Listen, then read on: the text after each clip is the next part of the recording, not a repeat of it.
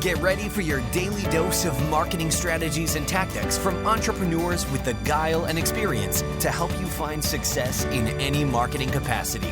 You're listening to Marketing School with your instructors, Neil Patel and Eric Su.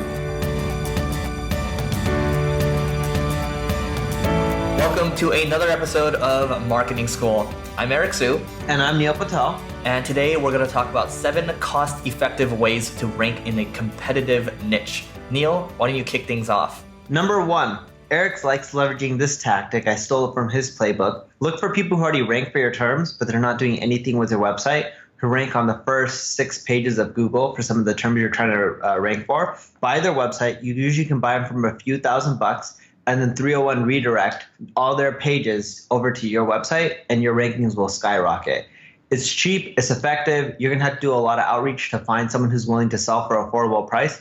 But you can find someone. Why? Because for every term that's competitive, there's someone who's not monetizing their site and not doing anything with it. Number 2, so we've talked about this tactic in the past, but it does apply here. It is the skyscraper technique. Why do we keep talking about it? Because it works, right? We're only going to tell you the stuff that works. So skyscraper technique from Brian Dean. That one is basically you're going to look at the top results in Google for a specific keyword you're trying to rank for. You're going to create the canonical piece, right? A canonical piece being, if you take a look at Wikipedia, for example, why do they rank so well? It's because almost every single result that they have for, let's say, it's Benjamin Franklin and it's Abraham Lincoln, for example, it is really in-depth and it covers a lot of factual points. It's basically encyclopedia, right? So it has to be loaded with information and a lot of different statistics and things like that. So skyscraper technique still works really well. It just makes sense. You're just trying to do something better than the top thing out there. Use a tool like BuzzSumo. Try to find the people that are linking to the top 3 results.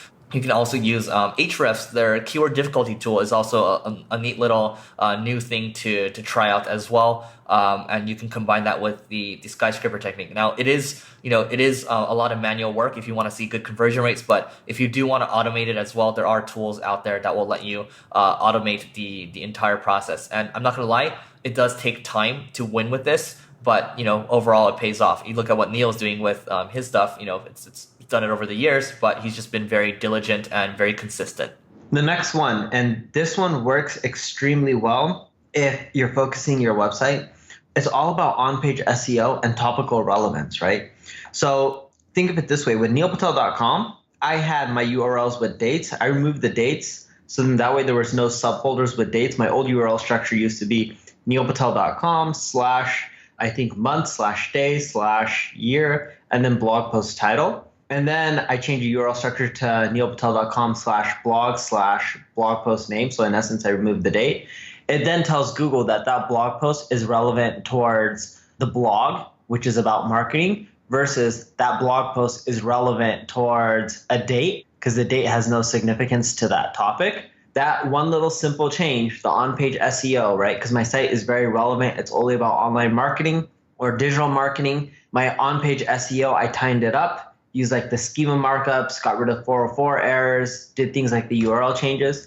I got like over a 50% increase in search traffic literally within a week of making that change. I think it was roughly 53 or 54%. Number 4, build a community. So it's easier said than done, but there are people that start their brands off from scratch. I was listening to a podcast yesterday about how these people did a 6-figure launch and they built their community using a Facebook group first. And that worked out well for them. So you can do that, or you can do like a podcast, for example, like the podcast Neil and I are doing right now. There's my other podcast that I do, Growth Everywhere, but you build a community of people first, and then you're able to basically leverage that. And just to give you another example that's more recent, with one of our blogs in the firearms niche, we basically have a really rabid fan of people that follow us on Facebook. Fan base of people that follow us on Facebook, and they also come back to our site as well. So if you're able to build a community that way, we're also planning to do a Facebook group as well. People will gravitate more towards brands instead. If you start to become a brand in a little niche, you can be a brand for, let's say, plungers, for example. If you become a brand in the space, well, it's a lot easier for you to do well versus your competitors because you've established that competitive advantage. Next one, use a tool like MarketMuse. MarketMuse will tell you what keywords you're missing from your web pages to make the most in-depth and thorough on a topic. Once you add them in, you'll notice that you can outrank your competitors with less backlinks, less branded queries, less domain authority. All right, number 6. So this one's recent, and I have to admit, I have to tip my hat off to Russell Brunson from ClickFunnels. He's doing a MP3.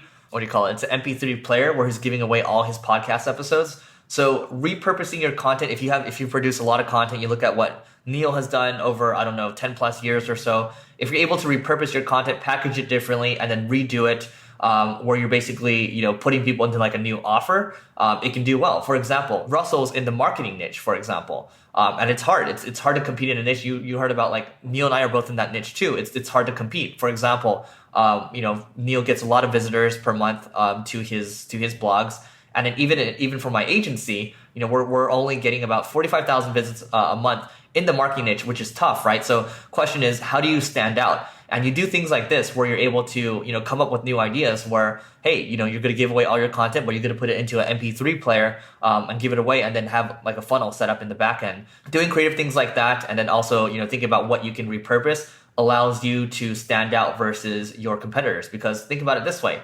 Not a lot of competitors are going to have the amount of content that you have. If I'm assuming that you are doing content, and your competitors aren't going to be thinking about creative things like this as well. So look at your competitors, or look at your niche as well. Look at what other people are doing, and then try to think about how you can make that your own.